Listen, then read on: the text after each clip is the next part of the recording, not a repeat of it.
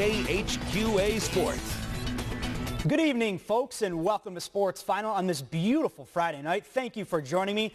If you can believe it or not, almost 3 weeks from now, we'll be entering Friday night football in the Show Me State. Words can't express how excited we are around here for that. Still some baseball left to attend to this summer, though, and a fun story it's been following Quincy Post 37 with the Junior Legion State Tournament here this weekend at QU Stadium. It made for the perfect venue for them to cap off what's been a special summer so far. After yesterday's controversial home run from Derek Green to eventually give Quincy the win, the boys seemed like they wanted to keep that momentum going, and it started this morning against Fairview Heights in this one. And as expected, Drake Green on the mound for Quincy. The QHS junior seems to always pitch his best in big games. In fact, I overheard some of his teammates saying that today. He just dominated this thing in the early going, retired 11 batters in a row at one point. Special talent, going to be a big piece for Brigham Young's team coming up this year. Sixth inning, Quincy Post up 2-1. They just explode at this point. Lane Marlowe, he'd connect on it, kept Karaman to the right, and eventually would fall. Will Fox had a solo home run today. He comes in to score 3-1. Marlowe would advance all the way to third. He'd be a little out of gas after that, but nonetheless, he'd be in there at third. And how about Corbin Personette? Had a huge day yesterday with a few doubles. Comes out today and was raking today as well. Hits a bullet to short. That would bring in Marlowe. 4-1 in favor of Quincy at that point, and they just kept things rolling after that. Austin Ator at the dish next.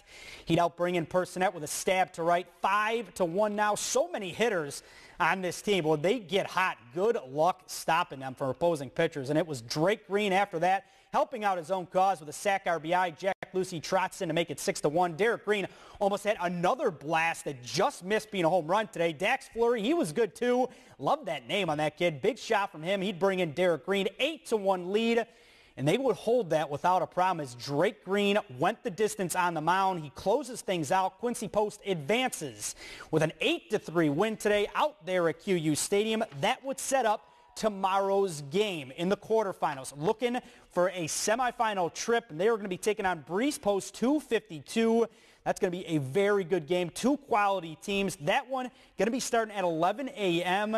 It should be a beautiful day. Hopefully we don't get any rain, so everybody head out there and support these guys. They're a lot of fun to watch. Pretty much the up-and-comers, or not even up-and-comers, because a lot of them are stars already at the high school level, and that would be Drake Green as well. Just a fantastic, fantastic pitcher. Well, we've been keeping you up to date on her all week. Former Southeastern star Dakota Linkman has been down in beautiful, sunny Palm Beach Gardens, Florida all week, playing in the Optimus International Junior Golf Championships.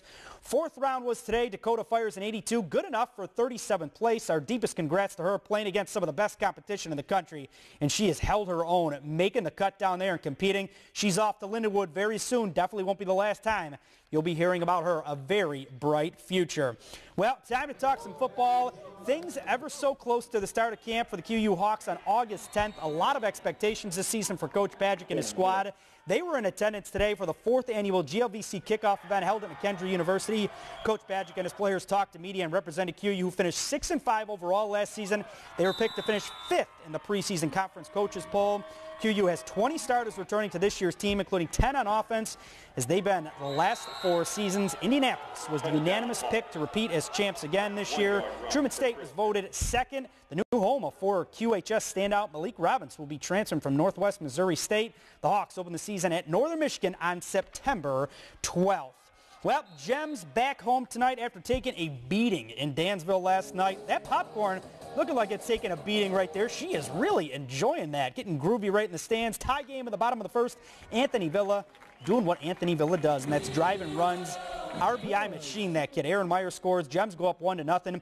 Villa would advance to second on an error. Jake Walters, he's been knocking things out of the park as of late. Going to drive in Villa right here. Deep shot to center.